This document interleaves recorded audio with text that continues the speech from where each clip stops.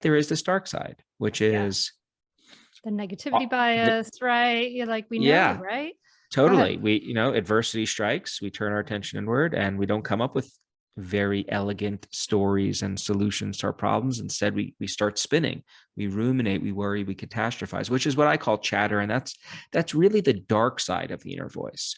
And I think that's a big problem that we all struggle with. And the good news is that there's a lot of science that gives us tools to manage that chatter when it strikes. Yeah, I mean, it's interesting because we're the the brain, like we have we have the animate body, like we have all those senses, and then we have this conscious mind that feels like it's almost like on top of this animate body, right? And the conscious mind is telling all these stories to kind of make sense of what's happening in the body. I mean, there's all those like twin studies, right? Where they talk about like how the conscious mind is like making up a story to make sense of the world. Is that's part of this whole process, right? Of just sort of storytelling and meaning making. Yeah, we are, storytelling machines. There's a famous quote. Actually, it's from the Nietzsche, the philosopher, but one of my favorite authors, Viktor Frankl, who Mm, wrote Man's Search for Meaning, quoted Nietzsche in describing what allowed him to get through being a prisoner in a concentration camp during World War II after his family was slaughtered. And he says, "He who has a why to live for can deal with any how." mm, mm.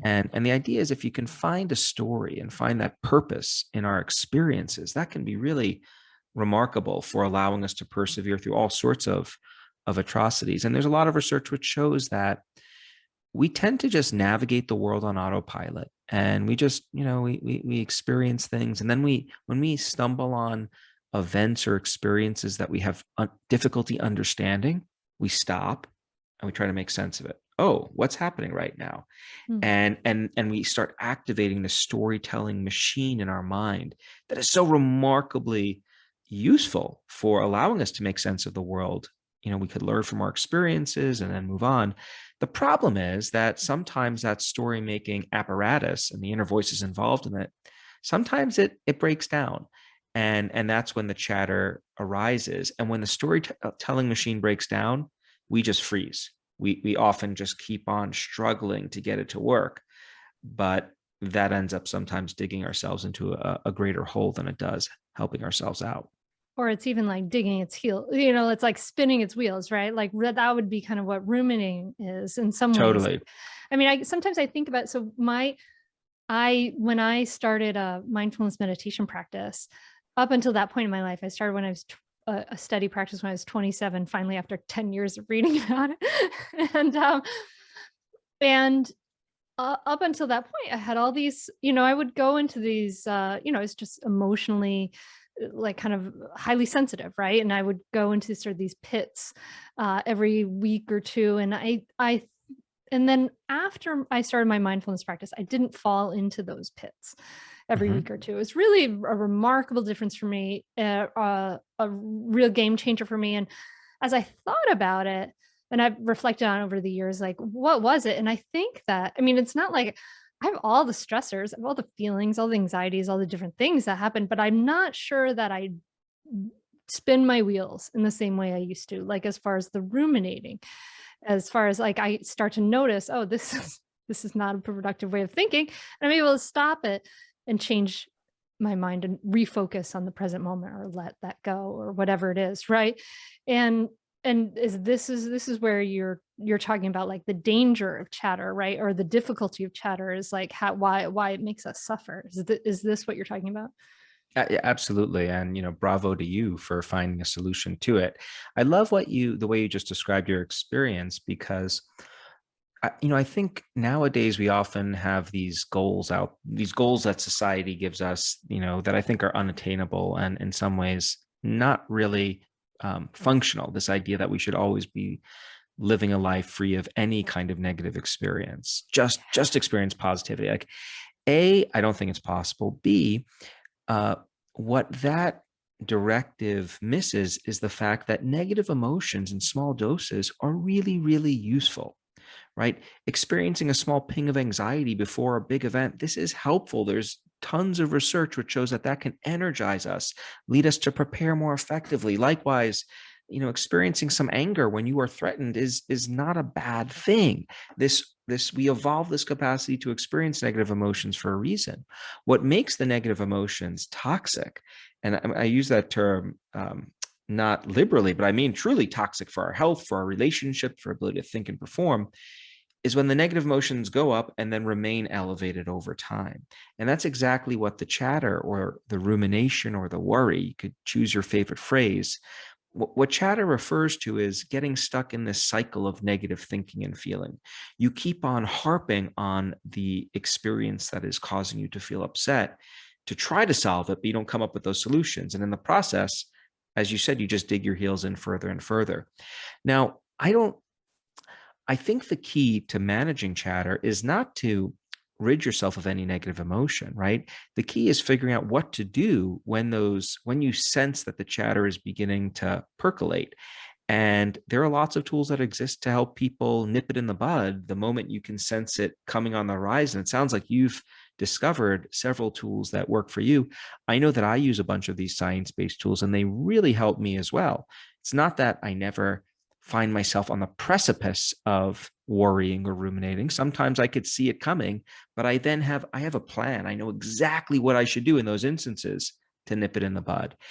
And I think that's a really valuable resource to have. So it can have it can be a powerful tool both for, positive benefit and but can also cause people suffering.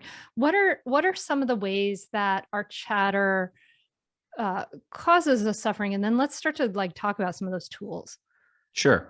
I'll break down the it's, you think of this as like the negative triad, the ways in which chatter can do us in. I think it's one of the big problems we face as a culture. And the reason for that is we know on the one hand, when we experience chatter, it makes it really hard for us to think and perform. Yeah. Thinking and performance, these are things we care a lot about. And just to give listeners, a couple of concrete examples there.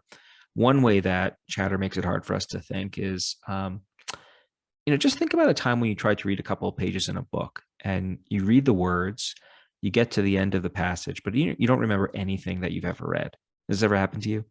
Oh yeah. Yeah. I mean, that happened to be like reading a storybook to my daughter at bedtime. I'm like, I read the words out loud and then was like, oh, what did I just read? Where are we? Exactly. What are Frog and Toad doing?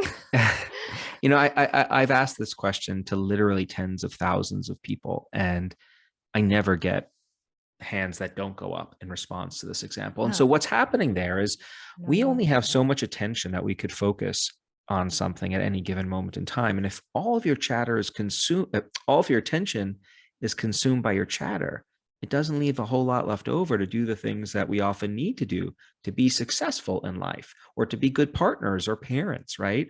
We're not being present for our kids because our mind is somewhere else.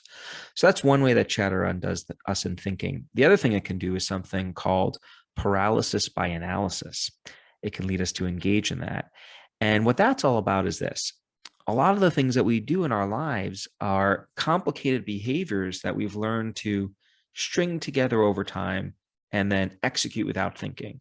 So Hmm. when I give public speeches, I'll pace a stage, I'll use my hands, I'll gesticulate, I'll make sure to look around the room and smile. I'm doing lots of different things. I'm varying my vocal tone.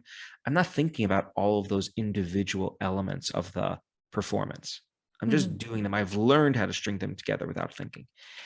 What chatter leads us to do is zoom in very narrowly on the things we're worried about or ruminating about. And so if I'm experiencing chatter about my ability to perform in this context, what I end up doing is I start thinking as I'm talking, am I moving my hands enough?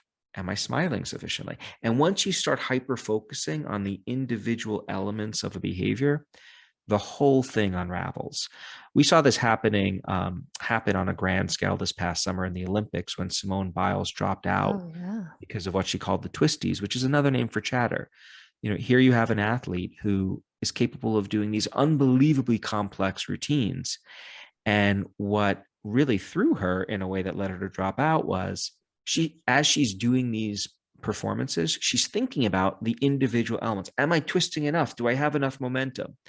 And that can be really dangerous for a gymnast, because when you start zooming in on the individual pieces of the behavior, that makes it hard to execute without thinking. So that's how chatter does us in the thinking and performance domain. And that's pretty bad, but that's not all it does. It also creates friction in our relationships with others. And there's a few ways it does that. We already talked about one. It can remove us from the conversations we have with others because we're not present when they're talking to us. I mean, I wish I could say I've never had the experience of sitting at the dinner table with my kids, who want nothing more than to share their day with my wife and I. They literally compete to see who can tell us first what happened to them. Even if nothing happened to them, by the way, they still want to go first, just to yeah. And you probably know how that is. Yeah, you got to hear the whole storyline of like even the My Little Pony show or whatever it is. Yeah, that's right. There'll be times when my mind's somewhere else. I'm consumed with something, and they get to the end of telling me about the day, and then I'll turn to them and be like, so what happened today? at which point they're not very happy, and I get elbowed from my wife, who, by the way, is much better at not doing that than I am. But that's one way it can interfere with our relationships. We also know that when we experience chatter, we often want to talk to other people about it to get support. But one of the problems is we find people to talk to, and then we keep on talking about it over and over and over again because it still percolates in our mind. And that can have a really tragic consequence of pushing away people who really care about us, but can only take so much before we start to bring them down. And so that's how you get chatter predicting the kind of disintegration of relationships and people feeling rejected and lonely as a result as well. So that's the relationship domain. And then the last thing is it interferes with our physical health. The effects of chatter, they penetrate beneath the skin, in the sense that what chatter does is it takes a negative experience that isn't harmful per se, and it prolongs that negative experience, right? Because we don't just experience the transgression or the worrisome event and then leave it behind, but we keep on replaying it over and over in our head. And that exerts a wear and tear on the body that over time predicts things like cardiovascular disease, problems of cancer, and inflammation. So thinking, performance, relationships, health, these are domains of life that I think many of us care a lot about, and chatter attacks them all. Catch new episodes of the Mindful Mama podcast and other free resources, including the Mindful Mom Guide at mindfulmamamentor.com. You can listen to every back catalog episode, including interviews with Dr. Dan Siegel, Iyanla Vanzant, Sharon Salzberg, and get meditations, join our private Facebook group, and more. Go to mindfulmamamentor.com now. I'll see you there.